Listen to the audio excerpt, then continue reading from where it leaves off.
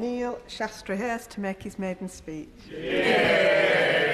Thank you, Madam Deputy Speaker, and may I start by congratulating you on your election and taking up the chair today. May I also congratulate the front bench of the government on taking up the burden of ministerial office. I wish them the best success with that. Madam Deputy Speaker, it is with no little pride and a great sense of honour that I rise to give my maiden speech in this House. I'm indebted to my constituents for sending me to this place. I will do my utmost to ensure that I repay the faith that they have put into me. It is a particular pleasure to follow so many excellent maiden speeches over the last few days.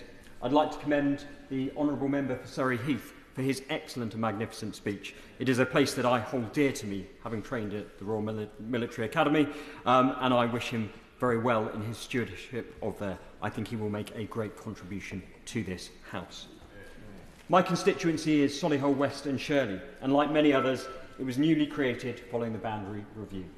Whilst it is very much based upon the old Solihull seat, the wards of Sill Hill and Elmdon have moved into the new Meriden and Solihull East constituency, and in return, Blythe ward has moved into mine, joining Alton, Linden, St Alphege and the Shirleys West, South and East. Therefore, I have not one, but technically two predecessors. As I've alluded to, Madam Deputy Speaker, the Blythe ward was previously represented in the last Parliament by my honourable friend, the member for Meriden and Solihull East. I'm delighted to join him in this place, and I thank him for his support and help over the last few weeks.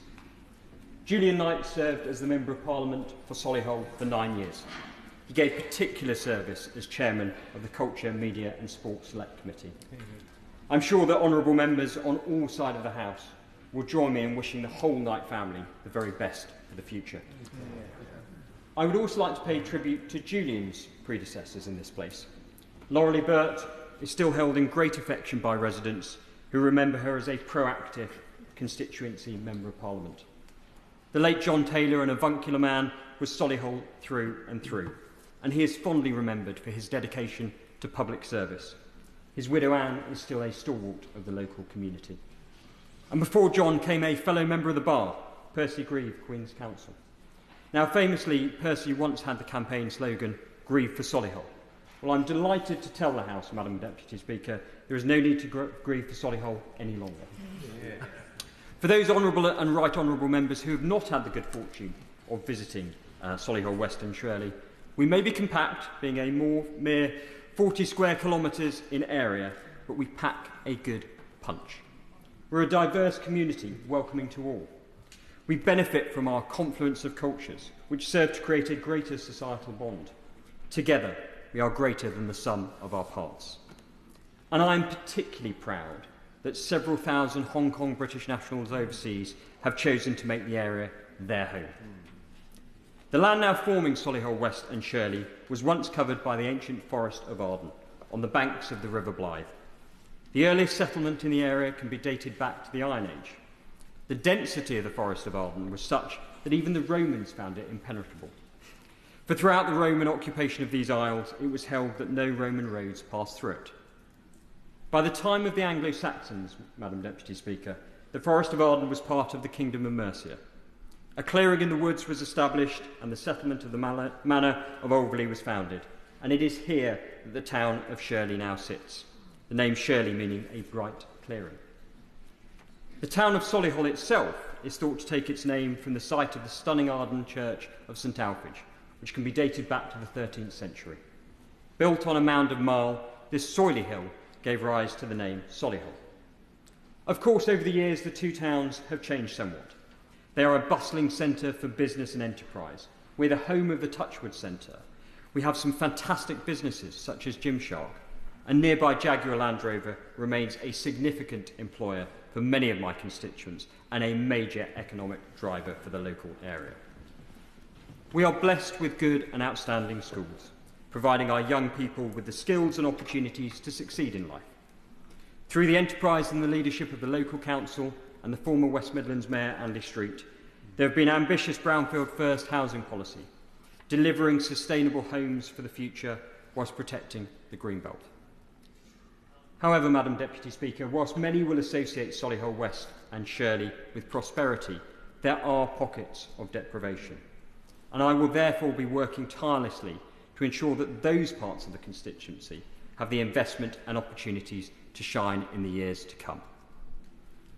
When one first enters this place, Madam Deputy Speaker, it is impossible not to be struck by the history that comes before you.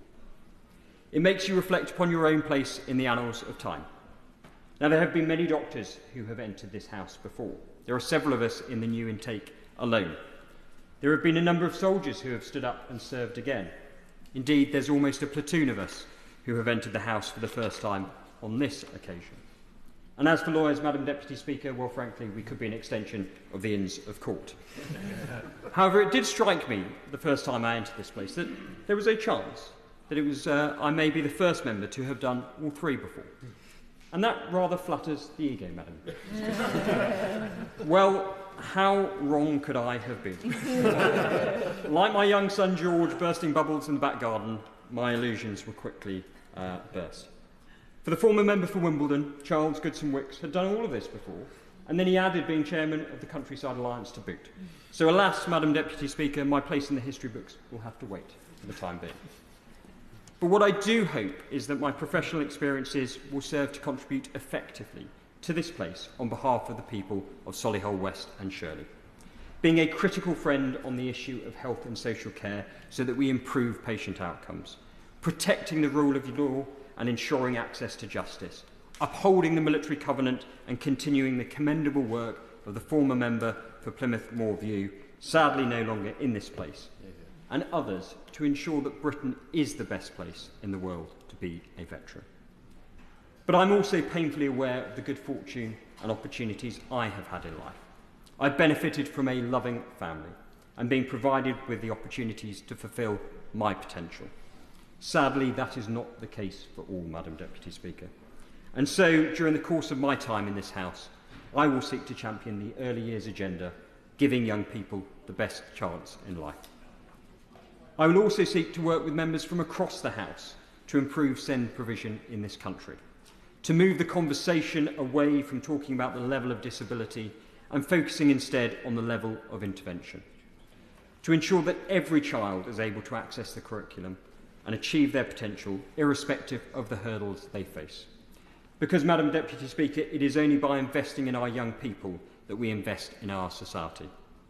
And if I may, Madam Deputy Speaker, I will end by saying this.